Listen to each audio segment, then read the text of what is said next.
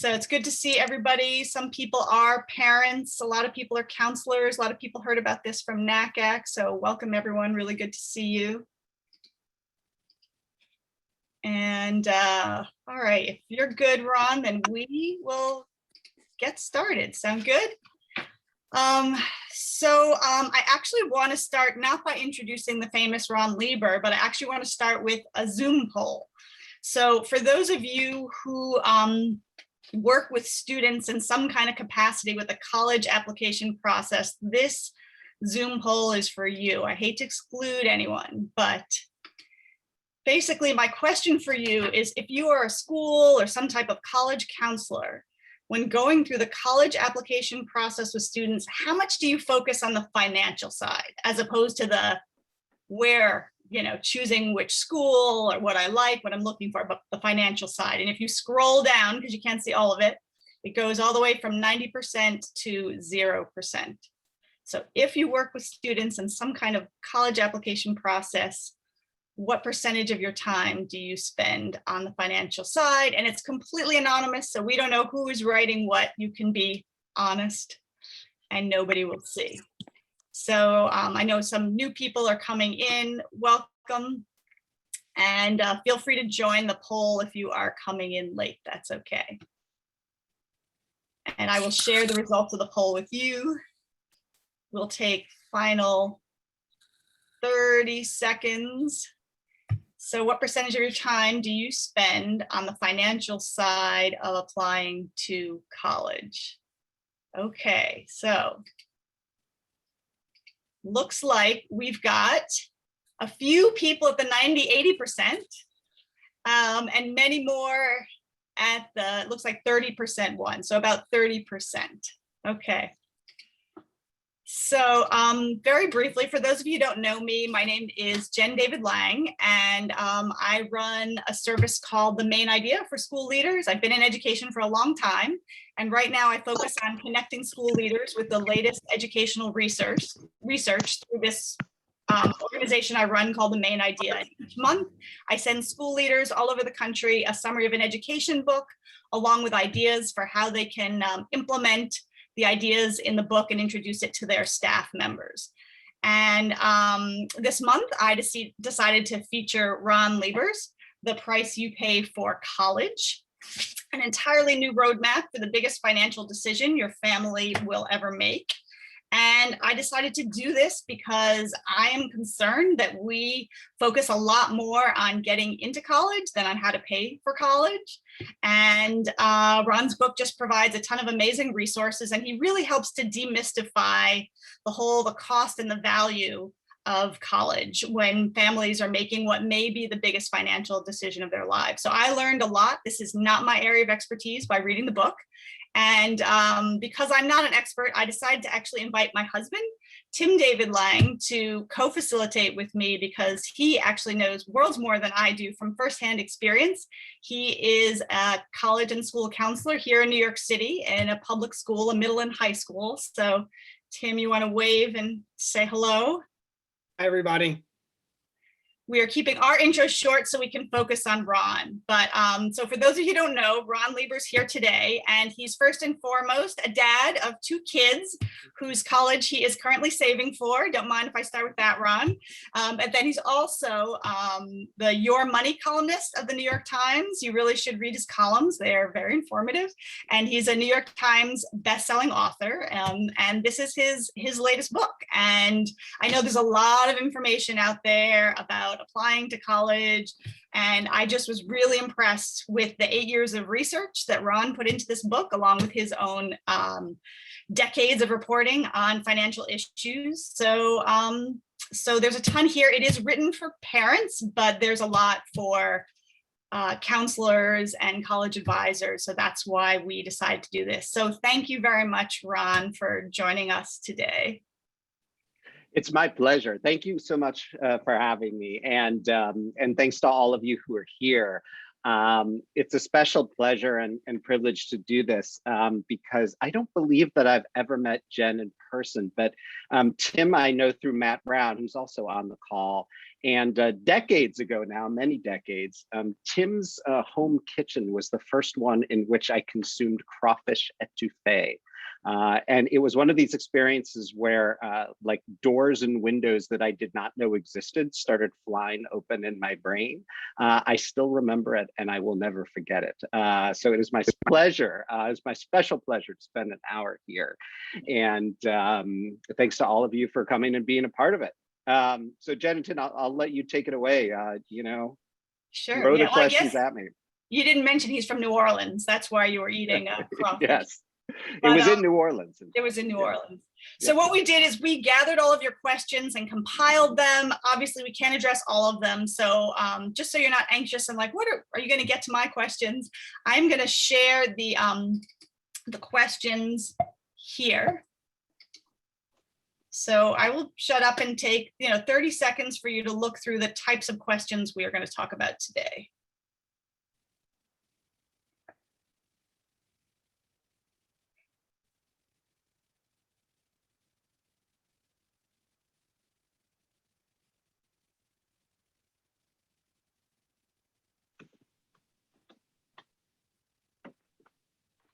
So this gives you sort of an overarching idea of where we're going. These are your questions. We got these from you, might have phrased them a little bit differently.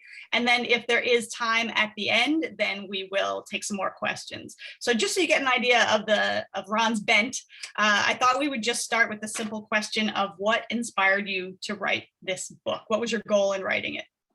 Sure. So I have been at the New York Times writing the personal finance column since 2008. I consider myself a very kind of reader-driven individual. Readers are customers. Increasingly, we're asking people to pay for the content. And so I'm always paying attention to what's on people's minds. And what was going on as of, let's call it 5, 6, 7 years ago, I was starting to get an increasing volume of email, mostly from readers, most of whom had no idea who I was, but they felt like they knew me because they'd read my stuff in the newspaper. And so they invited themselves into my inbox and they were saying 3 different things. The first thing they were saying was this: Ron, we think we may have made a mistake here. It's April of our only or oldest kid's senior year in high school. And we just assumed that there would be a whole bunch of need-based aid available to us based on our financial situation and circumstances. And we've now arrived in April. And in fact, there wasn't much aid at all. And we're worried that we may have made a promise to our kid without really thinking about it, that we are no longer going to be able to keep. And is there anything you can do to help us? And it was April 12th, and there really was not anything I could do. Second email. Somewhat similar, slightly less desperate, equally ignorant parents. And again, when I say ignorant, that's not a pejorative, right? This system is outrageously complicated. It is not your fault. It is not family's fault. But there is a sort of epidemic of ignorance around a lot of this. And, this set of emails was, sort of exemplary of that. And people were saying, Ron, we have been offered some of this merit aid, and we're not really sure what this is. And our college counselor didn't really say much to us about it, or if they did, we weren't paying attention, and we didn't apply for it. So why are we being offered this? What is this about? And could we maybe get some more of this? Or a different version of it was, we didn't even know this existed. This would have been helpful to know about, and we think we might have done it wrong. Right. So again, April 18th, right? Nothing I can do to help. Then there was a even more intriguing set of emails. And these were from readers who had been hearing all of us New York Times reporters kind of run off at the mouth in various sections, from sports to health to business for years now, about the fact that we lived in the world of big data. And, conquering that world was all about kind of having the right software to sort of hoover it up and make sense of it. And they said, all right, my first kid is a senior in high school, and we're not going to qualify for any need-based financial aid, but we definitely do not earn enough money that we can just go around writing $75,000 or $80,000 checks for a private university without thinking about it. And our kid just got into Cornell, right? Shot the lights out, got into an Ivy League school. We didn't get any aid offers, and that's going to be $300,000. They also got into Ithaca College, right? Not far away. Ithaca College has offered us some of this merit aid stuff, right? And Ithaca is going to be $200,000 for 4 years. And then the kids also went to SUNY Binghamton, right? Arguably the best state university in the State University of New York system. And that's going to run around $100,000 or so by the time it's done. So where, Mr. New York Times columnist, you can't shut up about big data, where is your big data set that shows us how and why Cornell is $100,000 better than Ithaca and $200,000 better than Binghamton? And I had no good answer for them because that big data set doesn't exist. And it really is not in the school's interest to make it exist. And what I realized was that those readers were asking me an entirely new personal finance question. And we really don't get those very often on my beat. It's hard to come up with 45 or 50 columns a year. There are not a lot of new questions in the world of money, but this was new. Because for all of the ink that I had spilled over the question of how to save for college and 529 plans and their limitations and other strategies, right? And for all of the ink that I'd spilled over the question of how to pay for college or how not to pay for college, as the case may be with student loans or too much parental debt, I had seemingly missed the most important question of all, or at least the most interesting or unique one, which was what to pay for college.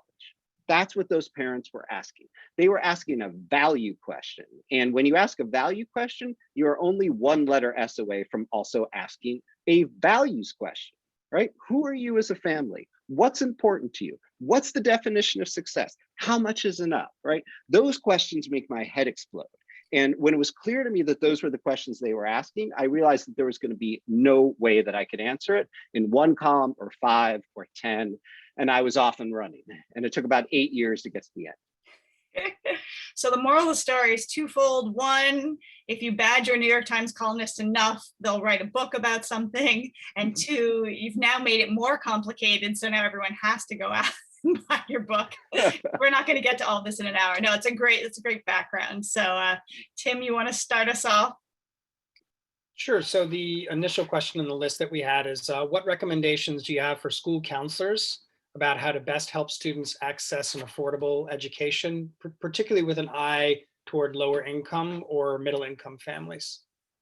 Yeah, so I don't envy the spot that all of you who are guidance counselors are in, right? It's hard enough to get your hands and heads around the question of admissions odds and fit and how these schools are changing generally, let alone during a pandemic when everybody's remote and you can't lay eyes on people.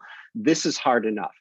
To ask you all to become financial counselors on top of that is not a fair ask. And yet, right, it's essential because so much of what gets missed here is, the piece around both the mechanics of how the system works, not just on the need-based aid side, but on this, newfangled evolving merit aid side. But also, the more sort of emotional questions about value, right? And what are we aiming for and what's worth sacrificing for and how much? And those are really difficult conversations for many families to have. And you as a relative stranger poking your nose into their business and trying to encourage them to have them with you or even amongst themselves when maybe the parent or parents has never even talked about money with their kids. And now you've got to have a conversation about a 6-figure expense potentially. This is not easy, right? And so because it's not easy, I think more than anything else, right? More than like the 6 bullet point list of, links or the 4 books you could read or, the resources that you could call on. It's just to start talking about this earlier and start learning about it earlier.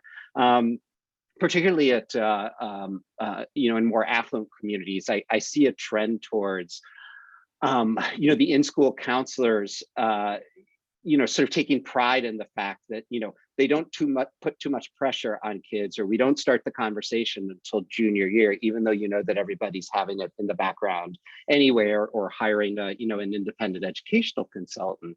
I don't know that is I don't know that that's the best approach, right? Because if there are families, and there are probably many in your community, who have at least some financial constraints, it's only fair that, first of all, the parent or parents figure out what those are well ahead of time, like preferably before high school, and then communicate them with the kids, so that that family, in conjunction with the counselor who hopefully has the knowledge, can begin to kind of set a path and a course for themselves. So much more than sort of education or self-study, it's really about the conversation, sometimes the hard ones, that you need to find a way to encourage, nudge, or even force. Yeah, so you had mentioned about some resources, and certainly the book that you produced is, when I'm recommending it to families, I'm asking first, if there's someone who really is oriented toward a lot of research, and many of them are, and so I've been recommending it to all the families I work with that in regard. But then you see that Jen just posted these 4 resources. I'm wondering, are there some basic resources, either these in particular or others, that you would recommend as sort of top of the line, top list for people in these early conversations, whether it's in middle school, beginning of high school? Yeah. So, I mean, let's start with the kind of holistic questions that these resources will beg in any given family, which is, what is your ability to pay? What is your willingness to pay? And there may be a gulf in between those two. And if you've got a spouse or an ex, there may be disagreement about those, right? Then what is your ability to borrow? And what is your willingness to borrow? And so I think it's important to sort of square yourself up on those things first, and then you go and dive in, right? And I think the first thing you want to try to get your arms around is will I qualify for any need-based financial aid? At a private college or university, if you only have one kid in college at once, there's a pretty good chance that you'll qualify for need-based aid. If you have a household income of less than roughly $200,000 a year, give or take, right? So how do you figure out what the number is? Well, there's this thing called a net price calculator, which every school has to have. You just Google name of school, net price calculator, up it pops, and you get an explanation once you put your data in of about what that school might ask you to pay or borrow, and what sort of scholarships it might give you if you were to get in. So again, that's the need-based financial aid side. The merit aid side is more complicated, and often, although not always, more unpredictable. It may be more unpredictable at private colleges and universities, although not always. The first place you want to go to see how clear a college has been about its merit aid offerings is the admissions office website, and or you can just Google name of college merit aid, and those first couple of results in Google should tell you all you need to know about what the school is or is not explaining. It gets a little if you want to go deeper, the more selective colleges, private ones in particular, that offer merit aid, and we'll talk about the definition of that term I think in a couple minutes. The more selective of these schools that offer merit aid are often not very transparent. It's not always so predictable about what you might get if you were to get in, but you can glean some sense of how things have worked in the past by going to a school's common data set. Most schools produce this. Often it's hidden away. Again, you need to Google name of school, common data set. You pull it up, and you start going through the H section in particular. H2 will tell you a lot about how a school does financial aid. And in section H2A, you'll learn a lot about for families that are not going to qualify for need-based aid, but don't have the ability or willingness to pay $70 or $75 or $80,000 per year. You'll learn there about what sort of merit aid is offered to families who don't actually have any demonstrated financial need. In other words, families who wouldn't qualify for need-based aid. So, that starts to get very wonky, but unfortunately, there's no real way to avoid wallowing in the wonk, because the schools just don't make it easy to know ahead of time how they are going to price their wares in many instances.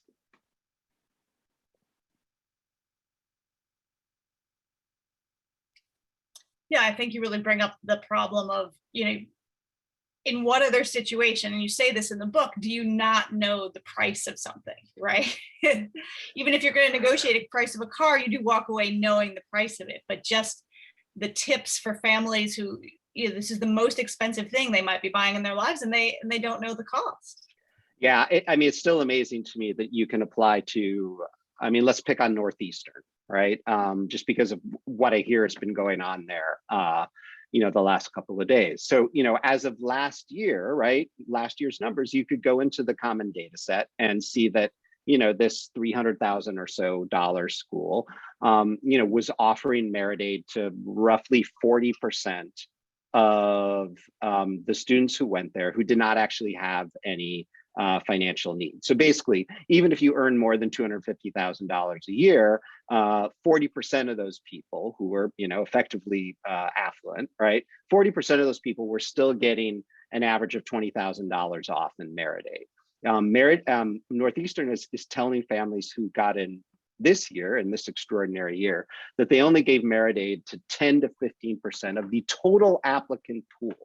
Right. I have difficulty believing that there was that big of a change this year, right? But these big swings can happen when changes in demand, when supply and demand, alter dramatically in a dramatic year, right? So if that's true, who could have predicted that, right?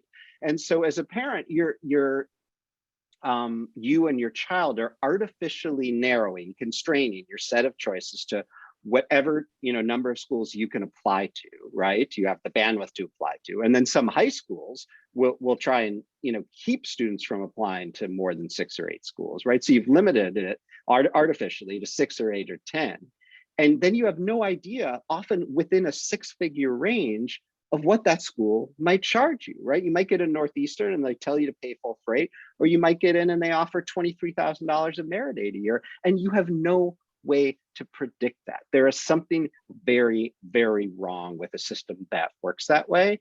And I wish I could offer solace for that fact, but this is unfortunately how it seems to work right now. So when you look at the cost of attendance at a school and it says, $70,000, what percentage of students are actually paying that $70,000? Depends on the school, but the basic answer is not very many, right? Nationwide at private colleges and universities, roughly 90% of people at these institutions are not paying the full price. Now, in the Ivy League, or the Ivy League schools are pretty resource rich, and they can afford to give need-based aid to 50, 60, 65% of the students. The rest pay full price. I'd say one tier of selectivity below that, there are many institutions where 55, 60% of the families are paying full price. That's a lot of affluence, right? And maybe not a lot of diversity, or not as much as you might like for a particular institution.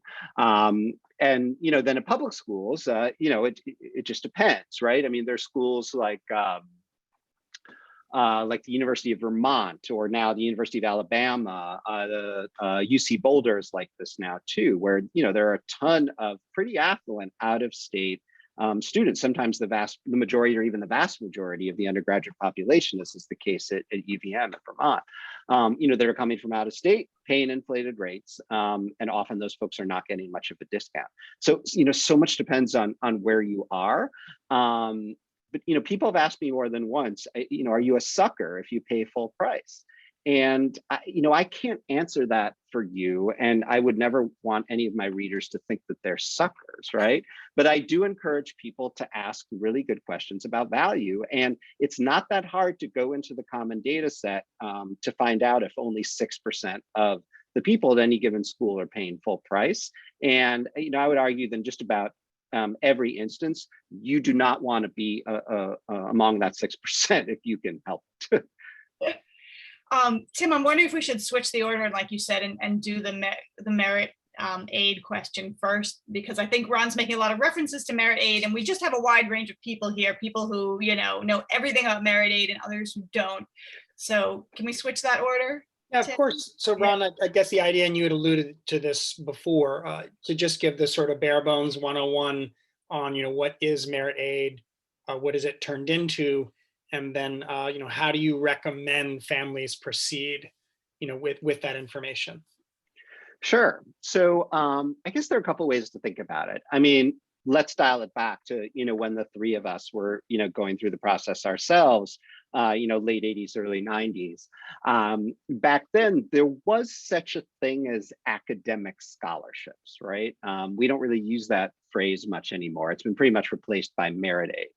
Merit aid means a lot of different things now, but it sort of evolved out of this idea that started more with some of the public institutions than the private ones, that really outstanding performance ought to be rewarded. So at its most basic level, you can think about need-based aid, need-based financial aid, as being about what you earn, like what your household earnings are, and what you have, your assets. And merit aid is more about what you've done, and maybe to a lesser extent about who you are, right? So merit aid in theory was all about performance. So, the classic state-based version of it was, the University of Georgia wants to elevate, the standing of its state institution, is tired, bleeding some of its best students, to the north or, across state borders. So they start, taking lottery money and throwing it at, anybody who's a B student above. Basically, if you've earned a 3.0, we'll give you $5,000 a year to stick around in state. That proved to be very popular. Other states, adopted various versions of that. So that's sort of how it starts. But the way that it really took hold and spread like wildfire among private colleges and universities was it started really in earnest in Ohio in the 1990s. And just telling a story about how it happened will help you understand why the competitive response was what it was. So Ohio is a super competitive higher education marketplace. And it really is helpful to think about these institutions as if they were for-profit entities, because there's lots that's great, and there's lots that's great about having a couple thousand undergraduate institutions in the United States, unlike any other country on earth, basically. But they do have to compete really hard for resources and students and families. So Ohio, thriving state university system, also a ton of really good small liberal arts colleges and smaller universities. And so imagine you are poor Ohio Wesleyan back in the late 80s, and for better or for worse, you have developed a reputation for yourself as an insane party school and a good place to go if you're an athlete. But the academic reputation has really taken a hit, and it's sort of like sunk down, the tiers of selectivity to the point where it's desperate, and alumni are embarrassed, and the board wants to do something. And they're like, all right, well, let's go out and buy ourselves some really good students. I mean, this is literally what happened, right? So they went to the college board and they started buying names of, students within 400 miles who had done really well on the PSATs, basically the kinds of students who would have gone to, Oberlin or Kenyon otherwise. And they wrote them letters, flowery letters saying, hey, we're really impressed by you. We're going to waive your application fee. Apply to us here, come visit, we'll put you up for free, we'll pay for your bus ticket, right? And if you get in, we'll give you $5,000 per year, or whatever the initial number was. I think it was a little lower than that. And it worked like a charm, right? So imagine being the admissions director at, College of Worcester or Denison at that point. And all of a sudden you've lost 27 more kids than you usually do to Ohio Wesleyan. And your board's mad and your boss is mad. You got to do something So you respond competitively in kind, and you do exactly the same thing, right?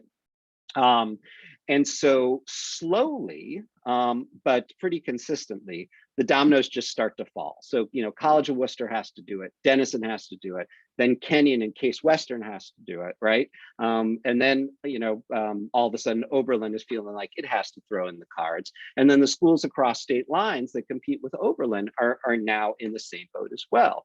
And it gets to the point where, after 20 or so years of this, like up into the present day, we're now at a point where all but the, let's call it 40 or 50 most selective institutions in the country, both public and private, offer some form of merit aid, right? Now, it may be the way they do it at Vanderbilt or Duke, where it's only the tippy top students who really get any kind of aid at all, right? Vanderbilt and Duke are trying to buy students away from Harvard and Yale, and they do it with merit aid. University of Chicago does a little bit of this too.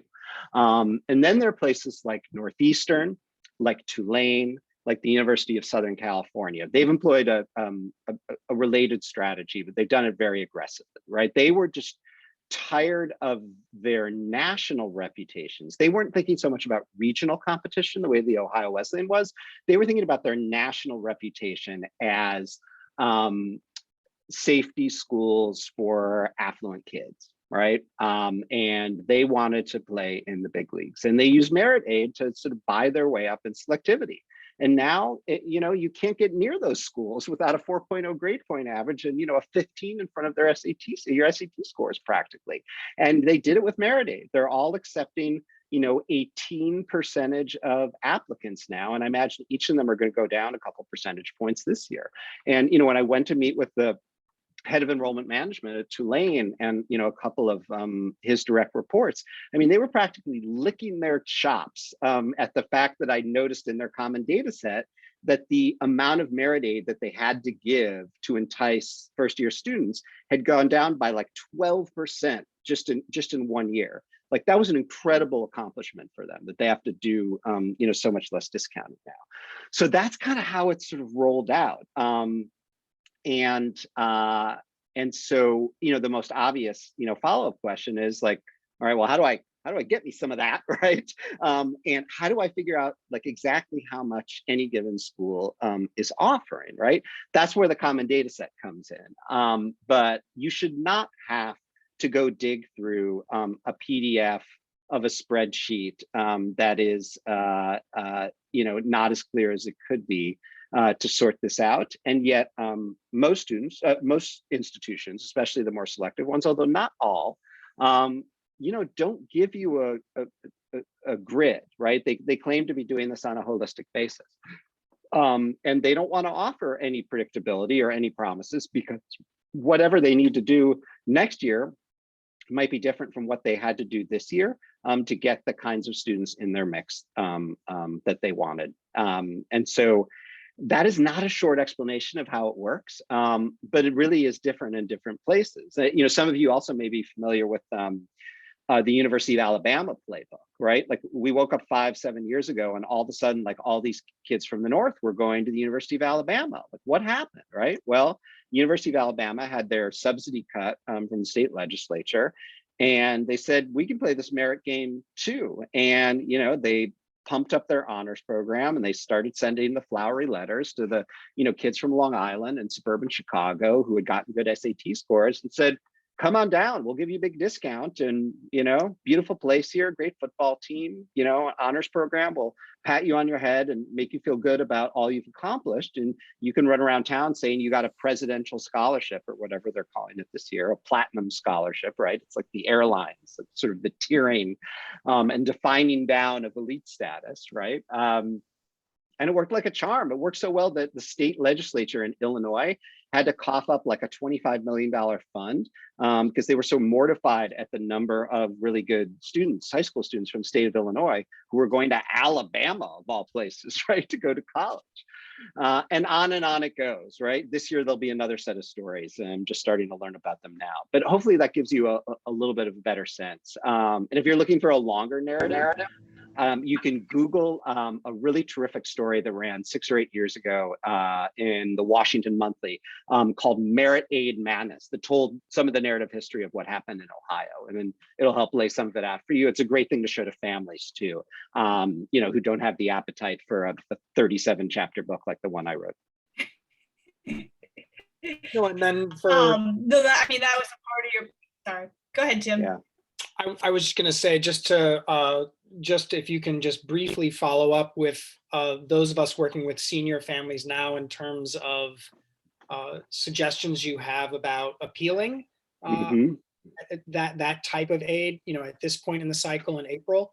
And then can I open that up? Let's go back to our original question. So, a lot of you are on this call. This is April 12th, like the date that Ron got one of his emails. So a lot of us are trying to help seniors and their families make some big decisions. And a big part of that is financial. And that's why, Ron is here. So what do you suggest, Ron, for counselors working with seniors who are getting packages and the financial aid is just not enough, that their families are offered an EFC, an expected family contribution, and that's too high. They're being asked to contribute too high and their pockets aren't deep enough.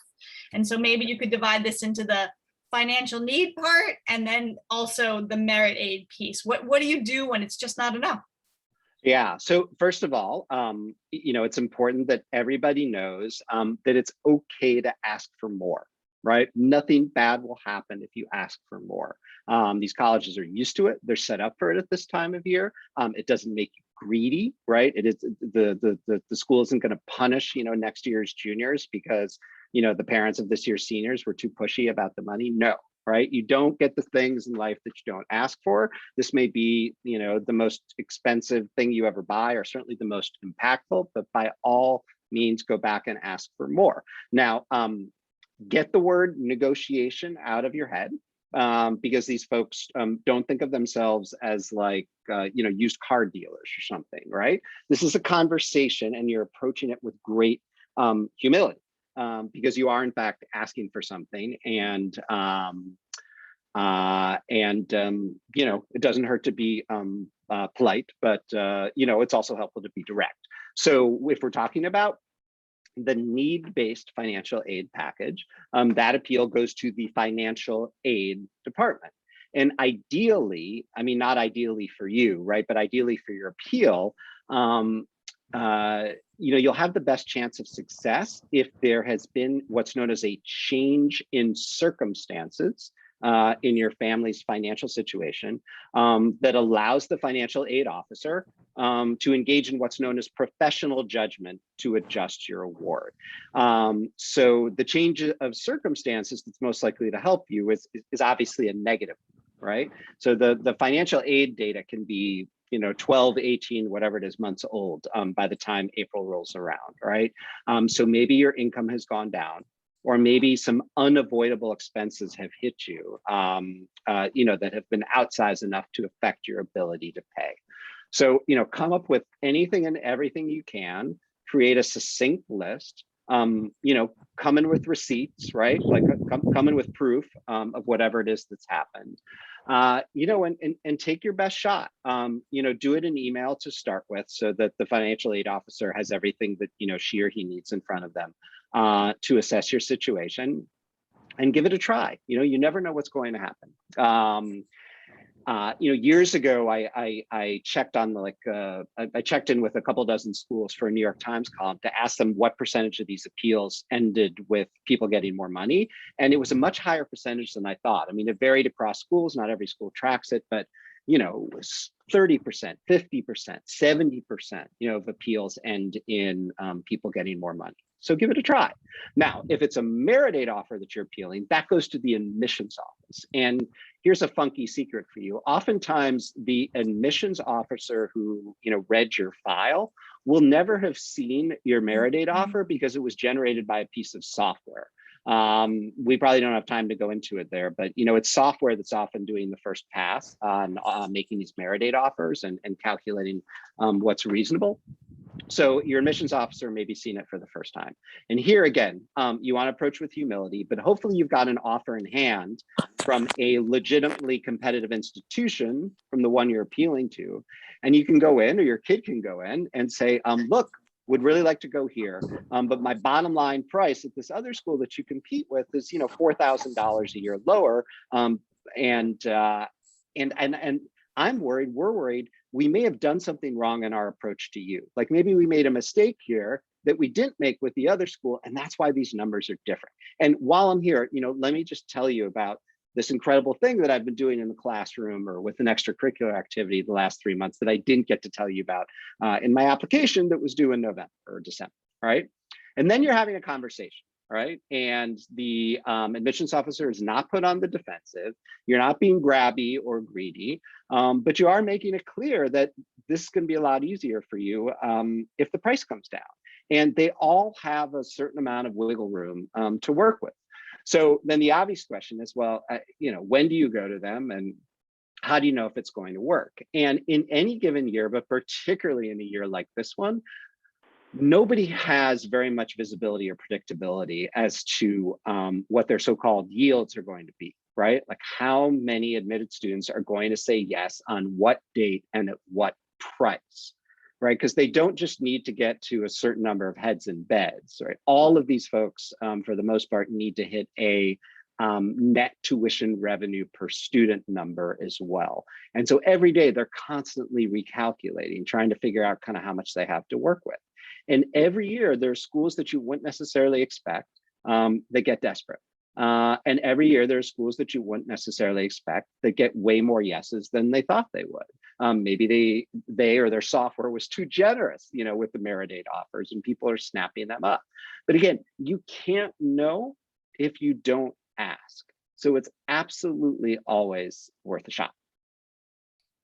Thanks, Ron. I appreciate that these tips and advice are very concrete, and someone asked, yes, we're going to share, what I shared on the screen, we're going to share this all out with people, and then certainly you can read the book, and I also have a summary of the book, so you can read a summary of the book too, which doesn't capture everything, but some of it. But yeah, I guess, let's end with some of the pandemic changes, and we know you don't have a crystal ball, but maybe you have more of one than the rest of us.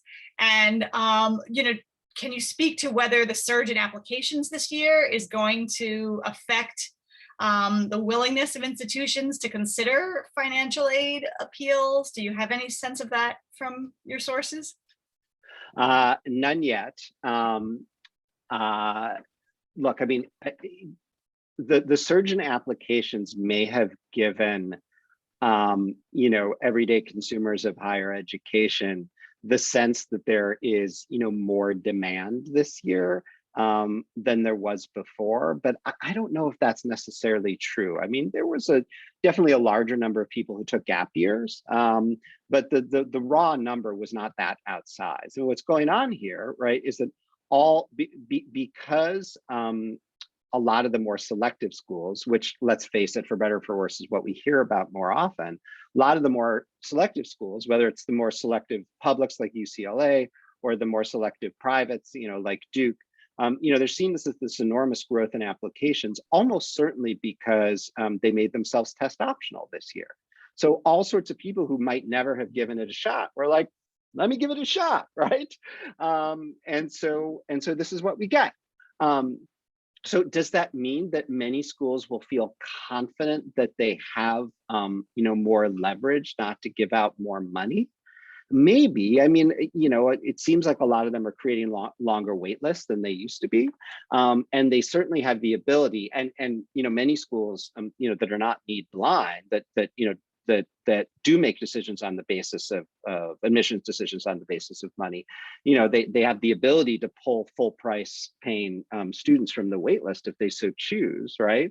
But again, right, we can't know what's going on in any particular institution, and we can't know what's going on in the mind of any given admissions officer on any given day unless we try and unless we ask. And there's just like too much of a fog. There's too much smoke. There's too much chaos right now to give out blanket advice other than, you can't win if you don't play, right? So go ahead and ask, because the worst thing that will happen is that they'll say no. And then you've got a decision to make, and you know what the choices actually are. I appreciate that you don't want to give out advice without fully knowing, but I am wondering about, and maybe there's too much of a fog over all of it. I mean, clearly the pandemic has affected so much about college these days, whether it's rooming remotely, virtual instruction, test optional, all that, but we're here to focus on paying for college today. So I'm wondering, do you have any sense about the financial changes that have been caused by the pandemic? Like, do we need to worry about schools closing because they're not financially viable? Do we need to worry about tuition going up if attendance is going down? Do we think there's going to be more assistance from the government for public institutions now that we have a different administration? Any of those kinds of changes? Sure. So I mean, here's sort of what I think about the closure stuff, right? It turns out it's really hard to kill a school, particularly one that has even a small national reputation or footprint. I mean, if you look at what happened, with Sweetbriar and with Hampshire, right, in the last 3 to 5 to 7 years, alumni just came running out of the woodwork to, rescue those places and prop them up. So I don't know whether that'll work long term, and the extent to which that'll be necessary at other institutions. But it turns out people like being a part of something. They like having lifetime membership in a club, and the brand equity that they've invested in, that has been invested by others in that club, it means something, and people don't want it to go away. They don't want to have gone to a failed institution. Now there are plenty of other schools each year that do go out of business, and we might see an uptick in those. But here's the reason why I don't think that's going to become a sort of epidemic of its own. The thing that I think is most interesting about what we've seen in the last 12 months, and in particular about what we saw last August and September, was how little things actually changed, right? The thing that was so amazing to watch was that, I mean, I wasn't all that surprised that a lot of these institutions threw open their doors. I mean, they weren't honest about what they were doing or why, right? I mean, they were doing it for financial reasons, and I wish they had just said so. Because, a reasonable grown-up conversation would have been, we can't close down for the year because the loss of revenue would mean we'd have to cut 20% of our faculty. And then, UNC Chapel Hill is not what it once was, right? So instead, we're going to pack the dorms the same way that we always do. And we know that there's a pretty good chance that 3,000 kids or whatever it is, are going to get COVID. And in fact, that's exactly what happened, like almost instantly, right? And we're going to cross our fingers that we don't kill a bunch of people in town. And that's essentially what the calculus was, right? But what was so amazing about it was that even without very many price reductions, all of these parents and families and kids came flocking back, right? And were willing to pay essentially the same price they paid before, sometimes more, for a greatly compromised experience, right? So what does that tell us? Well, I think what it tells us is that the residential undergraduate education in this country has become such a rite of passage that we don't know what to do with ourselves or our kids if it isn't, available temporarily in the same way that it was the year before or the year before that. We just kind of march ahead blindly against all financial reason and public health reason, and we just do it again anyway, right? I mean, it was just amazing to watch, right? And I think to a certain extent, teenagers have come to expect it as an entitlement, and in the absence of any other alternative, and unless the marketplace for 22-year-olds changes radically, right? Grad school admissions people and those who hire entry-level employees, which it hasn't at all, really. Things are just going to kind of continue on as they have, because we don't have a better alternative that large numbers of middle class and above 18-year-olds and parents and the people who hire them or let them into graduate school think is superior. So, that sounds like the kind of thinking that's like ripe for the sort of, Clayton Christensen, disruption, right? But I don't see exactly where that's going to come from or how this all comes apart in an instant. And a lot of people are sort of rooting for that right now, frankly. They want these schools to kind of get their comeuppance.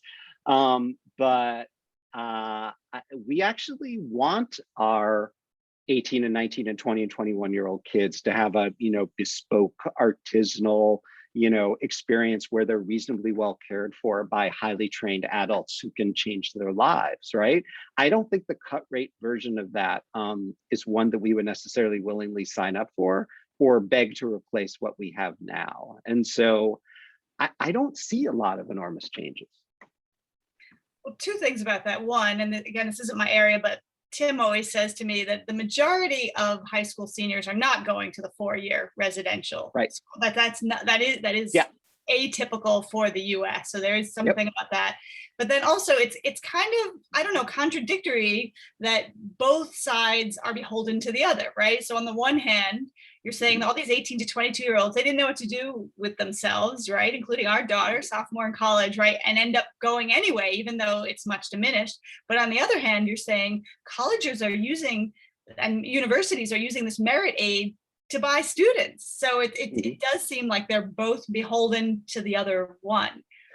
Yeah, I think families don't recognize how much power they have. And, it doesn't feel that way because we're seeing a lot of stories about, the Ivy League only accepting, single digit percentage of students. But, somewhere right below there, and I don't know what spot it is, it's spot 48 on the list of the most selective schools in the country, or maybe it's slot 68. Somewhere below there are a bunch of really desperate institutions that are also really good, right? And they're going to be discounting. They're discounting now.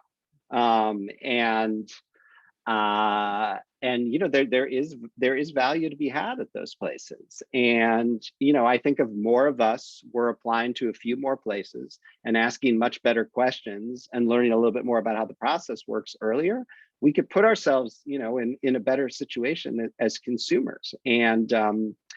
And maybe then, right, if we learn to beat the system, will it begin to break, and would something better emerge? I welcome it, right?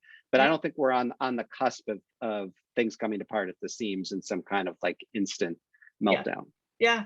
Well, I'm a numbers person. And one of the things that you cited in your book that made me realize the power of the family, the individuals, you said, imagine a small liberal arts school with 500 students in the class, right? And we all think that we're beating each other down to get these spots. But actually, if only 495 students say yes, right? 5 students, what does that matter? Well, actually, 5 students a year for $50,000 over 4, that's $1 million. Actually, it is a lot. So just this idea of helping your students that you work with feel empowered and okay to ask for, a discount, meaning these merit aid scholarships, I think is very useful. I want to be respectful of time. Tim, you want to ask the last question, and then we'll see if there's anything pressing. Yeah, and I'm happy to stick around a few more minutes if people have other questions. I have a lot of questions to ask. It's hard to zero in on one. So, I guess I'll just go personal then and just ask about, as a parent of, children in school, what would you hope for, your kids to get from their school counselors? Mm-hmm.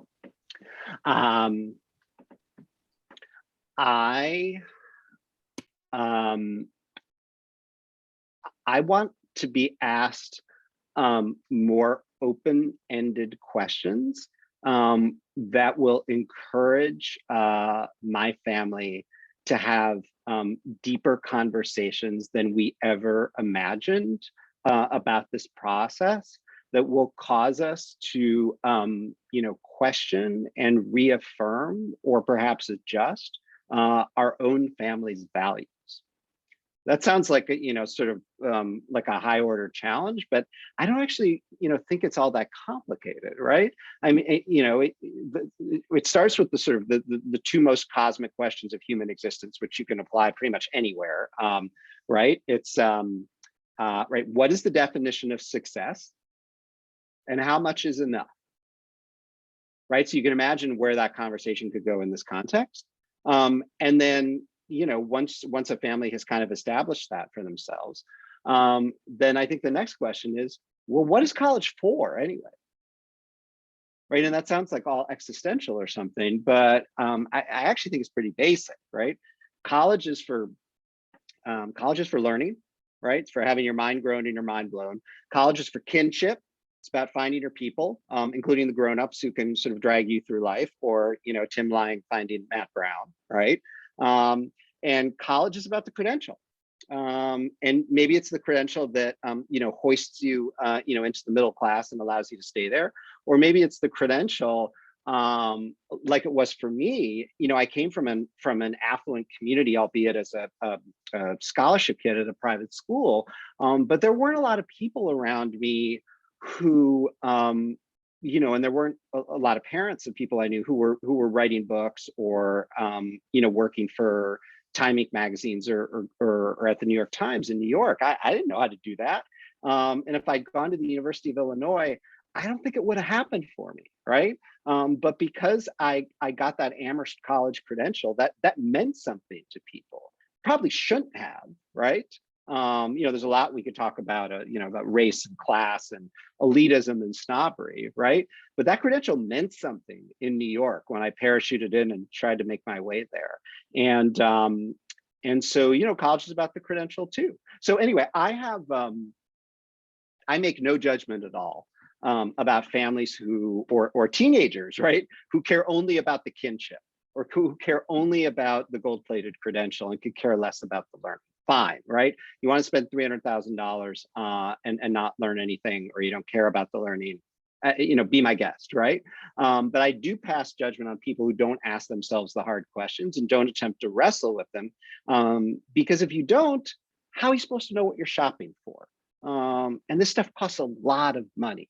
So if you haven't sort of defined the terms of the purchase and the definition of success, then you're probably doing it wrong. And that's something a counselor can do. That's a discussion that a counselor can lead. And you don't have to facilitate it necessarily, right? But you can send a family home with those questions and make them come back the next time and spend 5 minutes talking to you about what they decided.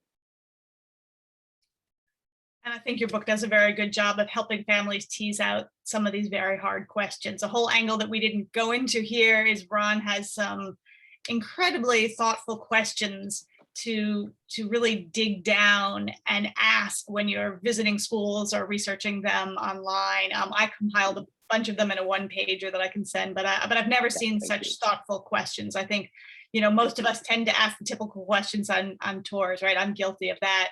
And so he really helps us dig down to really learn. If we're going to spend more money than we've spent on anything, then let's learn about what we're getting. So, I really appreciate that your book ends on a note of hope, and that you say, you hope that your book and all this information can help families make more informed decisions when choosing a school that's a right fit for their child at a price that's right for their family. And so I appreciate that. That you ended on a moment of hope. I do want to respect, because everybody is super busy, and we said this would end at 6. So I just want to thank you, Ron, for your time. And there are a lot of people here who are working incredibly hard to help students with this very complicated process. So thank you all for taking an hour out. And Ron said he would stay a few minutes, so people have to go, feel free to go. And just if you want to unmute and say thanks to Ron. Sure. And just two more things, an ask and an offer. I mentioned this in the comments, but every year in the New York Times, I collect as many college application essays as I can find that are about work or money or social class that were written by that year's high school seniors. And then we pick 4 or 5 that we really like, and we run them in the newspaper, and we pay the writers, and we make a big deal out of it. We're doing it again this year. I think it's like the 8th or 9th year. I can't wait to see what this year's crop has sent up. So if you know any high school seniors who wrote about anything even remotely like that, The link is in there, or just Google Ron Lieber college essays, and you'll find the prompt and the form. And the other thing I just want to mention, for those of you who work in schools, I do have a, sort of song and dance with, pictures and music that I come and do live when those things are possible. And I'll be back on the road, hopefully come late fall of this year, and would love to meet you and your families in your community. So anyway, you can find me on my website at ronlieber.com if you want to talk about that. And thank you all for your time. And I'm happy to stick around and answer a couple more questions if people are still curious about stuff. Sure. Thank you. Thank you. If people want to unmute and say thank you, and a couple people want to stay, that's Thank you fine. much. And Thank you. Thank you. thank you.